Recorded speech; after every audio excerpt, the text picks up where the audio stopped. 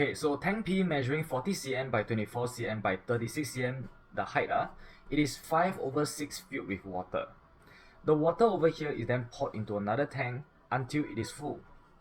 Okay, and then there is still left over here, which is why they ask what is the volume of water left in tank P.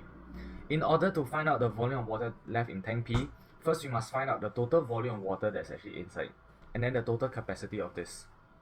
Once we find the total volume of this one, and then we find the total capacity of this, and because this one is filled to the brim, you take the amount of water, you pour it inside, okay, and whatever's left over will be the volume of water left in tank P.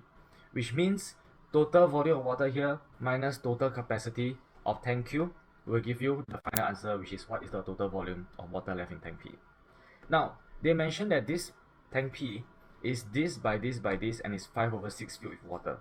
So let's just find the total capacity of this, and then we will find 5/6 of it.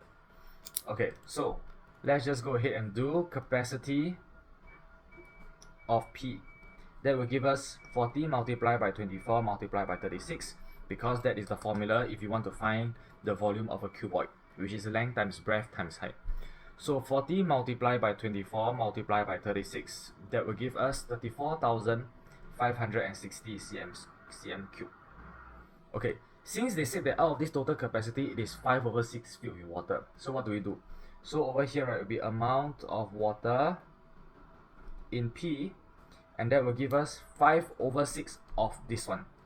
Okay, it's 5/6 multiplied by 34560, and that will give us an answer of 28800. Okay, so this is the amount of water inside. Now it is poured inside here. So remember what we mentioned, we have to find the total capacity of this as well. So let's just go ahead. Capacity of Q, and that will give us 24 multiplied by 20 multiplied by 18. So 24 multiplied by 20 multiplied by 18, and that will give us 24, 20, 18. This will give us 8,640. Now the total amount of water inside here is so much, but the total capacity is only this much, which means that if we take this one minus this one, it will give us the answer for the amount of water that's left here after pouring some of it inside here until this one is full. So the volume of water left in tank P, volume of water left in P would be this minus this.